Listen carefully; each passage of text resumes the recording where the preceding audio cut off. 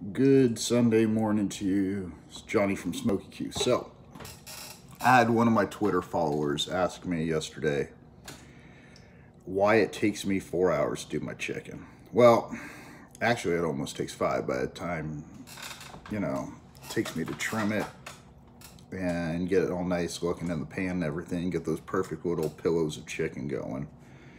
So, what I do is once I get it in the pan and it's all seasoned up and everything, I go out and start the grill, let it get up to about 220. I put them in the Yoder or Silverback or whichever grill I'm on, and I let it run at 220 for 2 hours. So it takes in a lot of the smoke. And then after that, what I do is I cover the pans with tin foil, aluminum foil, whatever they call it now, and I cover it. And I kick the temperature up to about 250, and that helps it get nice and tender.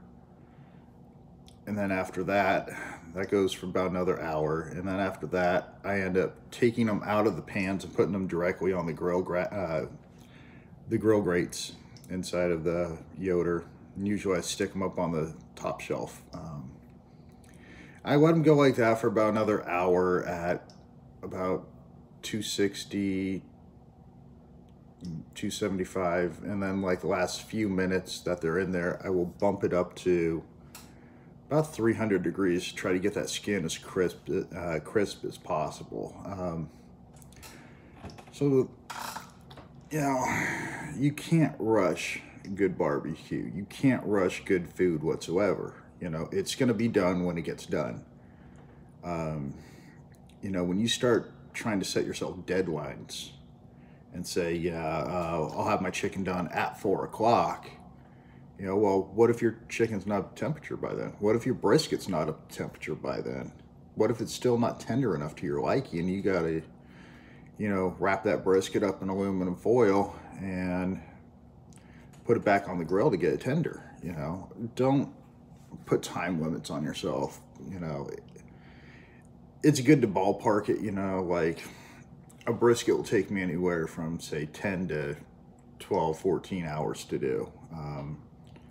So I can judge it by that. If I start at 6 o'clock, it could be ready by 4, 5, pushing it. And then with an hour for it to sit there in the cooler and rest. But yeah, it's about the cook and it's about the experience, You don't want to do anything crappy or half-assed. I don't like to cook like that. I don't like to cook under pressure, and people don't understand that. There are some people that, love doing the hot and fast, get it on the grill, get it off as quick as possible. That's fine. That's not me.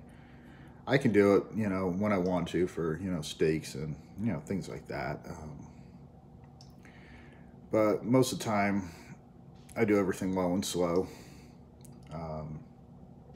So it'll take me a good while to do a cook. I mean, last year when I did the turkey for Thanksgiving, I started that sucker probably at 3 o'clock in the morning, and I let it go to 3 o'clock in the afternoon, then pulled that thing off, and it sat for another hour to rest.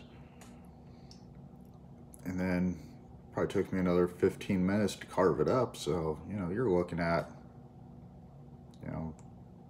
13, 14 hours by the time everything was said and done on that turkey. And yeah, I did have family members complain to me, we get our turkeys done in 3 hours. We get our turkeys done in 3 hours. That's great. If you want to have your turkey done in 3.5 hours, go home. You're over here because you like my cooking, So yeah, that's just a couple of thoughts on that. To answer some questions in more detail, Twitter limits you to 250 characters, so I couldn't really explain it in detail yesterday when I replied to the tweet. But yeah, that's how I do most of the stuff.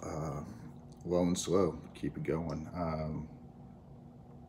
And most people like doing it that way. There's some people that they don't want to do low and slow. There's a difference between grilling and barbecuing. Grilling is hot and fast, in, out, off. you know. Low and slow, you're going to be sitting there for some time. You're going to be taking your time with that cook. You know, and that doesn't mean you have to sit there, you know, out next to the grill constantly and, you know, babysit the thing. I stuck that chicken on the grill for the first 2 hours, and I went over to Lowe's, went over to Target, came back, had 15 minutes to spare. And then I, you know, proceeded to cover it up and do all my normal stuff with it. So, you know, you don't have to sit there and babysit the whole time, you know, even with a stick burner, you know. Depending on how fast you're going through logs, you know, you probably put 1 log on every hour or so. But yeah, even that, you know, you still have time to go out and do something. You might have time to go, you know, cut the grass, you know, piddle around the house for a while. So that was just the answer to that question from yesterday on Twitter.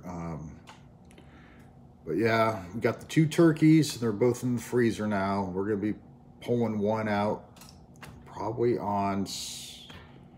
Thursday to let it defrost. I'm going to be cooking one up on Saturday, and then it's coming to the church on Sunday for the Thanksgiving potluck we have once a year.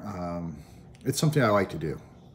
We never did it this way before, where we had a theme to it, and now we do. So it's just the way I like to do it. There are some people here in our congregation that don't have a family to celebrate Thanksgiving with. So it's allowing them to have Thanksgiving with, you know, at least people they know. You know, and some people don't want to bother with cooking a turkey or making a big meal. So they come over, they eat, and they go home happy. So I'm going to clean out the silverback today, and I'm going to run the Pit Boss pellets through it, and I'll let you guys know what I think probably next week and probably next Saturday.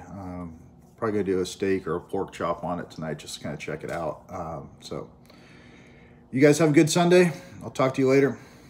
See ya.